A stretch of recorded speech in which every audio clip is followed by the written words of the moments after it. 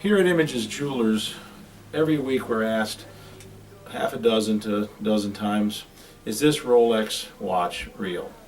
Well, and the reason why we're asked that so often is that a Rolex watch is a very important status symbol, particularly to the male population. So I'm going to go over a few points on how to tell a real Rolex from not, because there's a big difference in value and in price. One of the first things to look for in a Rolex watch, the cheapest fakes are usually quartz movements. And by quartz movements, that's an electronic movement that takes a battery. And the easy way to tell that is a lot of them are step motors movements where the second hand sort of goes step, step, step like that. It doesn't follow a smooth motion. Since that's the easiest way to tell them apart, a lot of the manufacturers have gone to mechanical movements, inexpensive mechanical movements. They give you a free, nice, flowing second hand, so that makes it a little hard to tell. The next way to tell is listen to the watch and see if it makes a click, click, click. That's the step motor stepping to the next second. Again, those are in the cheapest versions of the fakes, and as you get into better ones, you won't find that feature to be there. The next thing to tell, and the one that we tell most often, is when a person picks up a Rolex watch and places it in my hand. The first thing I do is I heft the watch. I get the feel of the watch. Since we handle these watches every day, we know what a real one sort of feels like weight-wise.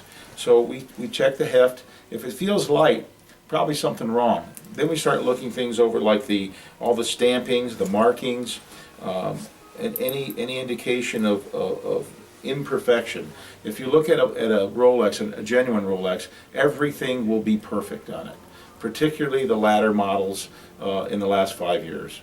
It'll be flawless. That's a very easy way to tell, and that takes magnification though. Usually a loupe, like a jeweler's loupe, or a magnifying glass will work. The next thing to look for is the crown. That's the part where you would wind the watch or set the time. You'll see that the crown is either nicely finished or it is not. The mark on there, the crown itself, is sort of smudgy looking. That's a fake. The knurling on there is not so crisp and sharp. That's more than likely a fake. Just another way to tell. The other way to tell is the cyclop lens, where the date is kept. Underneath that, a lot of the fakes, the poor fakes, just don't magnify. They're just a piece of glass over the top, and so it's a very small number. When you see a genuine one, the number is enlarged and easy to read. Whenever you get into the more expensive fakes, ones that are $500, $600, $700 and up, they're the hardest to tell, because they're doing the most to make a $700 watch look like a $8,000 watch. So you have to look at them closer. But all these same rules apply. And the biggest one is perfection. Is everything perfect on the watch? Because a Rolex, everything is perfect, and that's what you're paying for.